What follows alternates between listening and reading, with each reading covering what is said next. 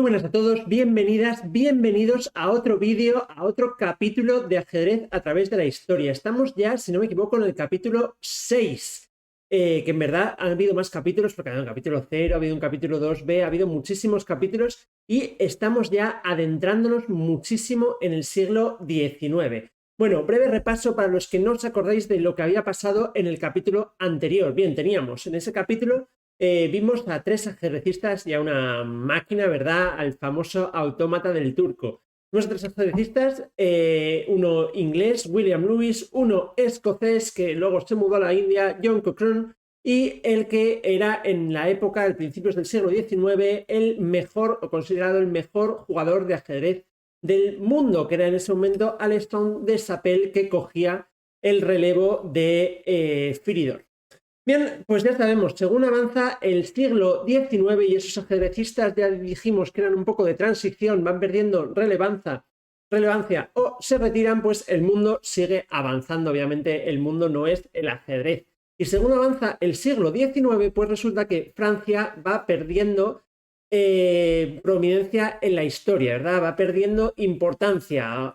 Napoleón le va muy bien, conquista casi toda Europa, pero llega un año 1812 en el que casi todas sus tropas son derrotadas en la batalla de Waterloo. Napoleón es exiliado y Francia va perdiendo esa relevancia y básicamente Inglaterra, el reino de Gran Bretaña, casi imperio, se va convirtiendo en la primera potencia mundial, ¿verdad? Llegando a su culmen pues con el reinado de la reina Victoria, que empieza en 1837. Sin embargo, ajedrecísticamente eso no pasa, ¿verdad? Ya vimos cómo al principio, en los primeros capítulos, los mejores ajedrecistas estaban en el Mediterráneo, ¿verdad? Primero España, luego Italia, y sin embargo, según Francia va ganando importancia, los mejores ajedrecistas surgen en Francia. Y sin embargo, aquí parece que empieza el declive histórico de Francia. Inglaterra va ganando importancia, pero ajedrecísticamente aún no se está dando la vuelta. Teníamos a Philidor, que era ese campeonísimo, ese que daba la vuelta al mundo, bueno, a Europa, iba ganando todas sus partidas, y sin embargo ya vimos en el capítulo anterior que tanto William Lewis como John Cochrane no fueron capaces de derrotar a Alexandre Dessapel allí en el Café de la Gayance. Entonces vamos a hablar en este vídeo de cómo en Inglaterra van surgiendo la nueva generación de ajedrecistas intentando lo que van a intentar durante los próximos capítulos, derrotar a Francia y establecerse como otra potencia mundial ajedrecísticamente hablando también. Entonces, ¿de qué vamos a hablar? ¿De quiénes vamos a hablar? Pues de 2 ajedrecistas muy importantes de esta época. Vamos a hablar del discípulo de Alexandre Dessapel, que es Labourdonnais, y vamos a hablar del discípulo de William Lewis, que se llamaba Alexander MacDonald. Y vamos a hablar del match en el que en 1834 colisionaron estos 2 jugadores y vamos a ver partidas de ese match. Pero antes de eso, por supuesto, muy importante, vamos a hablar una pequeñísima parte, una pequeña biografía de ambos jugadores. Así que vamos. Y vamos a empezar por el primero de todos, brevísima biografía. Vamos a empezar por Alexander MacDonald, que, como ya podéis intuir por el nombre, no es inglés, sino un poquito irlandés. Y es que Alexander MacDonald nace en Belfast, que es la actual Irlanda del Norte, en el año 1798. Por supuesto, en aquel momento toda la isla de Irlanda pertenecía al imperio de la Gran Bretaña, con lo cual era inglés, ¿verdad? Bueno, era hijo de un cirujano, con lo cual ya podemos intuir que mal no le iba, y él se hizo mercader, y se fue a las Antillas Occidentales, o como llamaríamos ahora, al Caribe, a trabajar, y digamos que no le fue mal la cosa. Trabajaba en la famosa Compañía de las Islas Occidentales, ya sabéis, esta que sale en la película de Piratas del Caribe. Y bueno, pues estuvo por ahí y no le fue para nada mal. De hecho, en el año 1820, con 22 años de edad, ya se establece en Londres dice, bueno, ya está bien de tanto barco, me establezco en Londres como secretario de la Compañía de Indias Occidentales y de hecho se hace rico, se hace muy rico, con lo cual se puede dedicar a lo que más le gusta. Se dedica a la política, donde pertenecía al Partido Liberal de la época, digamos, y se dedica al ajedrez, que le gusta y se le va bien. En el año 1825, ya con 27 años de edad, se hace pupilo de William Lewis, que era en aquel momento pues el mejor ajedrecista, el mejor jugador de Gran Bretaña.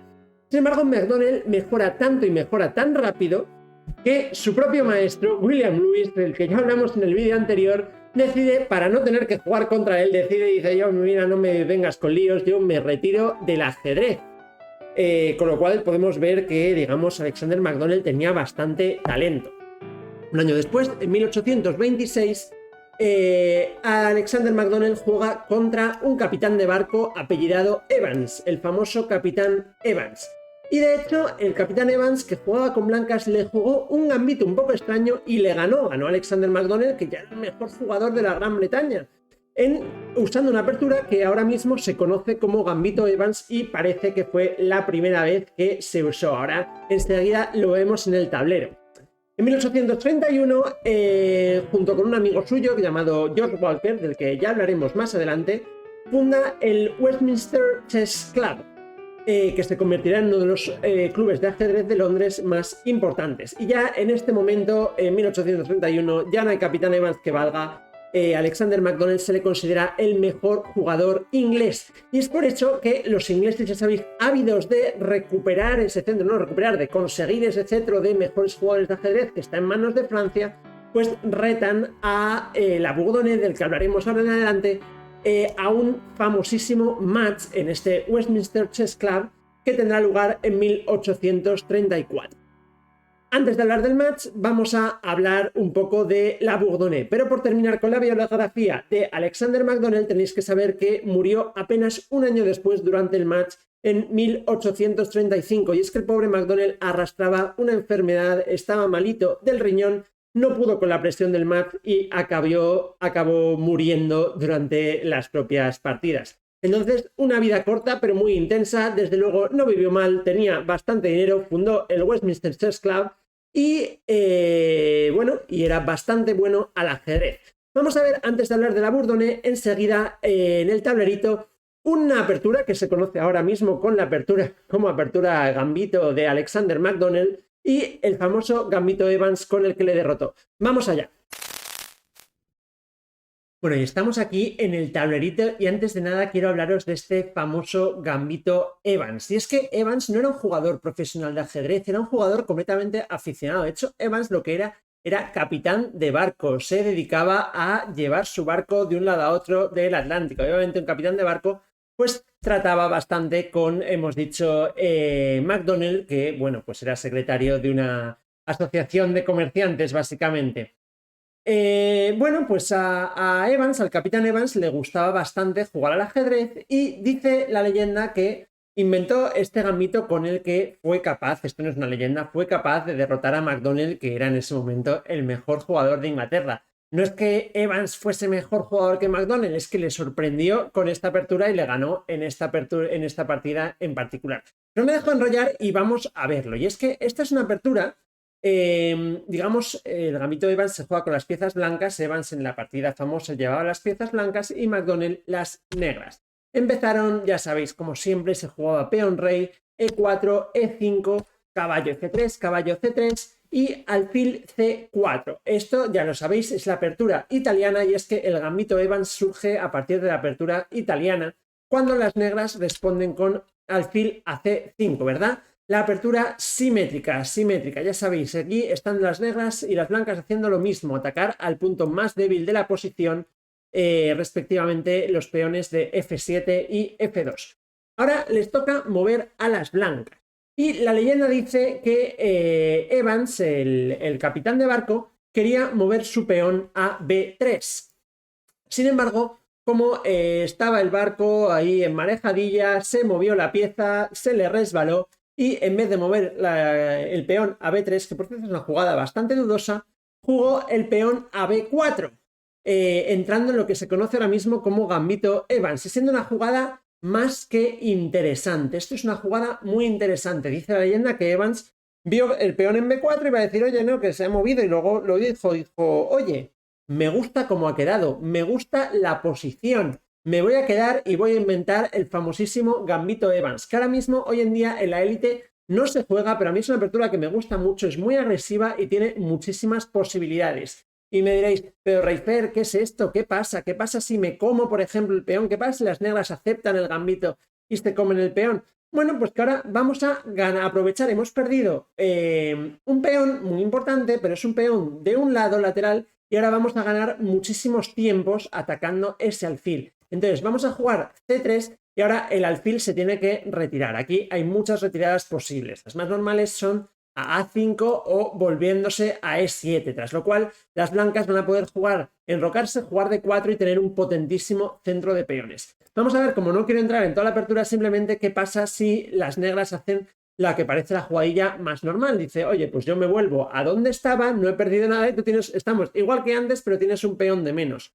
Bueno, pues ahora ya las negras están en problemitas, porque ahora vamos a poder jugar D4, obviamente atacando tanto al peón de 5, lo que ataríamos en segunda vez, como al alfil, y si las negras comen, aún podemos provocar aún más y decir, pues nos enrocamos. Y fijémonos que las blancas ya han desarrollado 2 piezas, ya se han enrocado y las negras les falta mucho. Y si pecan de gula y siguen comiéndose peones, fijémonos que ahora las negras tienen 2 peones de ventaja, 2 peones más que las blancas pueden aún todavía entregar el alfil y decir, pero bueno, ¿dónde vas? Me estás dando todo, me has dado 2 peones, me has dado un alfil y ahora van a recuperar absolutamente todo con este bonito jaque de dama que da jaque al rey. Vamos a recuperar el alfil, vamos a recuperar después este peón y tenemos muchísimas líneas abiertas. Este es el famoso gambito que se inventó el capitán Evans y sorprendió y derrotó al famosísimo McDonnell. Pero vamos a ya hablar de McDonnell. ¿Cómo era McDonnell en el juego? Bueno, pues en el juego era atrevido, le gustaba el ataque, era muy seguidor de la escuela italiana y muchísimo ataque por doquier. Y le define muchísimo en un gambito que inventó él. Este no es el gambito de McDonnell, es el gambito de Evans contra el que perdió. Y le gustaba muchísimo. Vamos a poner el tablero de nuevo normal y vamos a ver cómo era el gambito McDonnell. McDonnell jugaba muchísimo el gambito de rey, ¿verdad? A un jugador provocador, ambicioso, le gusta el ataque, pues jugaba el gambito de rey. Y tras el gambito de rey aceptado, pues sacaba el caballo, por supuesto, hay que defenderse siempre de estos jaques por aquí. Y en esa época estaba muy de moda la jugada G5, ¿no? Que parece que, bueno, las negras no se van a poder enrocar muy bien, pero se aferran a este peón, ¿no? ¿Verdad? No queremos que luego nos recuperen el peón. Dicen, tú me has entregado un peón, yo me quedo este peón. Este es el ajedrez del siglo XIX. Un bando entrega un peón y el otro no quiere devolver ese peón. Hasta aquí se han jugado muchísimas partidas, se continúa con alfil C4 y ahora es muy provocador jugar G4, ¿verdad? El objetivo, desviar a este caballo para que la dama pueda entrar y el rey pues tenga muchísimos problemas. Y aquí el gambito McDonnell consiste en decir, ¿sabes qué? Me da igual ese caballo, voy a desarrollar el otro caballo, tengo 3 piezas desarrolladas y tú no tienes ninguna pieza desarrollada, cómete el caballo si quieres. Hay que decir que un gambito muy famoso es el gambito Polerio, ya lo sabéis, Polerio, famoso por la de jugador de la apertura de la escuela italiana, de la escuela de Módena, lo que hacía que era enrocarse, es decir, sacrificar también este caballo, pero de forma que si me comen voy a tener 1, 2 y hasta 3 piezas mirando al punto más débil de tu posición. Bueno, esto hacía Polerio y el provocador McDonnell hacía caballo C3. Esta jugada quiero decir que es mala, no es buena. Sin embargo, a McDonnell le daba bastantes buenos resultados. Por ejemplo, contra la Bourdonnais ganó bastantes partidas en esta posición. ¿Qué hacía la Bourdonnais aquí? Bueno, pues se comía el caballo. Obviamente McDonnell recuperaba y conseguía esta posición. Y a partir de aquí, bueno, está amenazando este peoncito. La Bourdonnais quería siempre recuperarlo. Vamos a verlo rápido, simplemente diferentes opciones que tienen, pero vamos, las blancas tienen muchísimo ataque, se pueden enrocar, pueden sacrificar todo lo que quieran, pero luego al final vamos a acabar teniendo muchísimo ataque. Más ideas, pues desde la posición del gambito McDonnell, las negras a lo mejor pueden intentar desarrollarse, pero van a ir siempre las blancas a por el dominio del centro, van a acabar sacrificando ese famoso alfil en F7 y van a tener bastante ataque. Simplemente para concluir hay que decir que el gambito McDonnell, si os lo juegan en la realidad, se puede refutar muy fácilmente con la simple jugada D6, ¿verdad? Y al final las negras tienen una pieza, un caballo entero de más no van a tener ningún problema en desarrollarse y bueno, las blancas sencillamente no tienen suficiente ataque que compense un caballo de menos. Pero así era el ajedrez en el siglo XIX, todavía las ideas de Philidor no habían calado, no había tanto ajedrez posicional y así jugaba MacDonnell. Y ahora vamos a ver un poquito de La Bourdonnais, vamos a ver brevísimamente la biografía de La Bourdonnais y luego veremos una partida magistral del match famoso de 1834 entre MacDonnell y La Bourdonnais. Bien, y ahora, como es prometido, una brevísima biografía, brevísima introducción del rival de Alexander MacDonnell. Bien, lo primero, el nombre completo se llamaba Louis-Charles Mahé de La Bourdonnais. A partir de ahora lo llamaremos La Bourdonnais. Nace en el año 1795, ¿verdad? Justo el año de la muerte de Philidor. Y nace en la remota isla de Reunión, que ahora mismo pertenece a Francia, pero es una remota isla, si no lo sabéis, está en el Océano Índico, muy cerquita de Madagascar. Y por lo visto es preciosa, me encantaría ir, os la recomiendo a todos, pero vamos, que aunque sea Francia, sea Unión Europea, vivís en euros, todo lo que queráis, está lejos, lejos, lejos. En ese momento también era Francia y nació allí, lejos un poco de todo. Nació La Bourdonnais de una familia noble, entonces digamos que de principio su familia tenía dinero, pero su familia se arruinó, quedó completamente arruinada. Y La Bourdonnais decidió pues trasladarse a París, donde tenía más futuro que en Reunión, y decidió ganarse la vida jugando al ajedrez. Es algo que ya hoy en día es bastante difícil, pues imaginaos antes que no había tanta fama con el deporte. No era nada fácil e incluso hoy en día, si quieres ganarte la vida con el ajedrez, o eres muy bueno o te va a ir muy mal. Bueno, él empezó a jugar al ajedrez a los 19 años, en 1814. Y en 1818, ya con 23 añitos, decide tomárselo mucho más en serio y empieza a jugar frecuentando el Café de la Gayance de París. Ya lo conocéis de sobra. Su primer profesor fue Muguet, ajedrecista que ya mencionamos en ese capítulo 3 del Café de la Gayance. Lo mencionaba ya Diderot en su libro.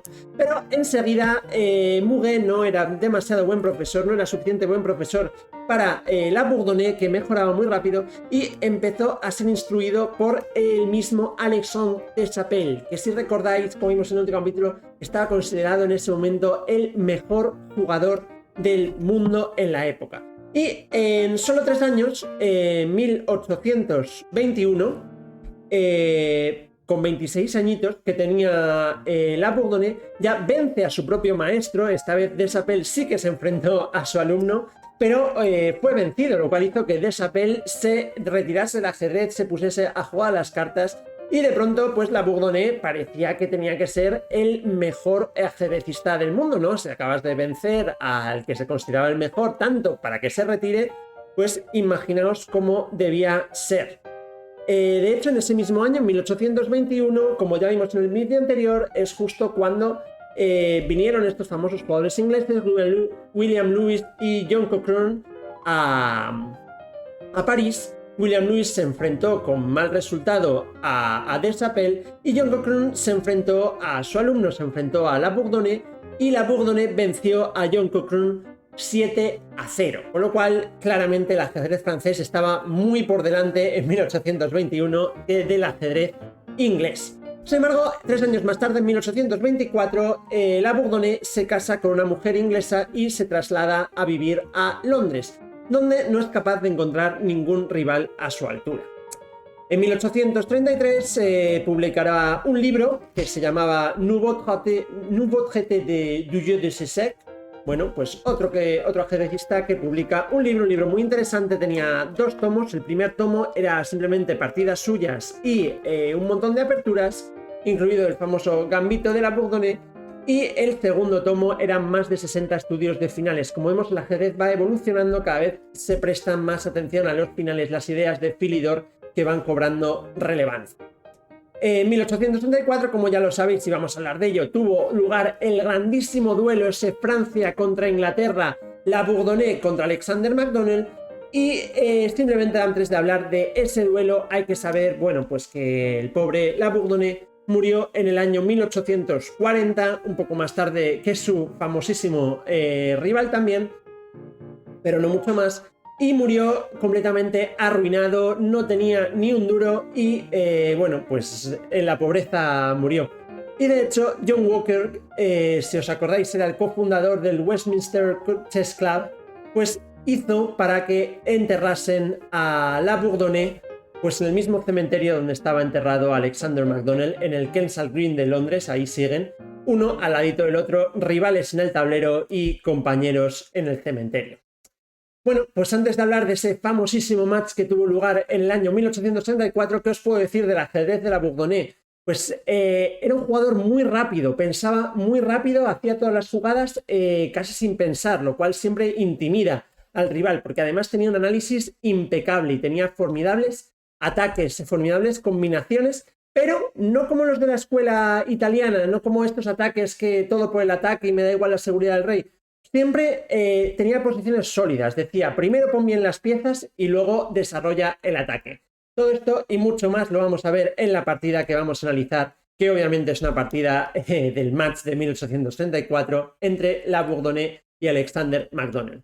Vamos al tablero.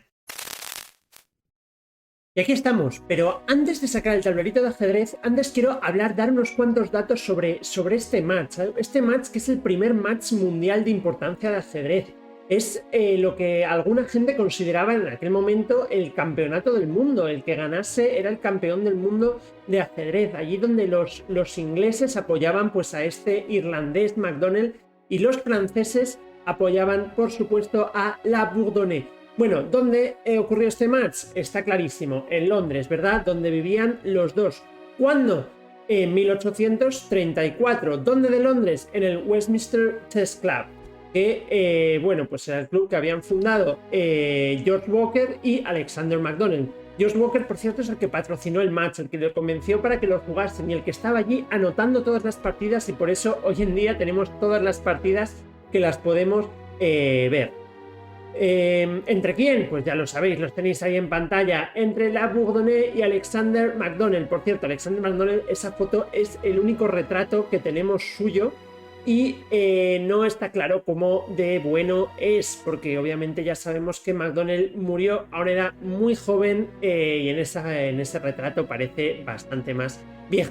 Pero volviendo al tema, ¿cómo fue? Bueno, pues jugaron un total de 6 matches, ¿vale?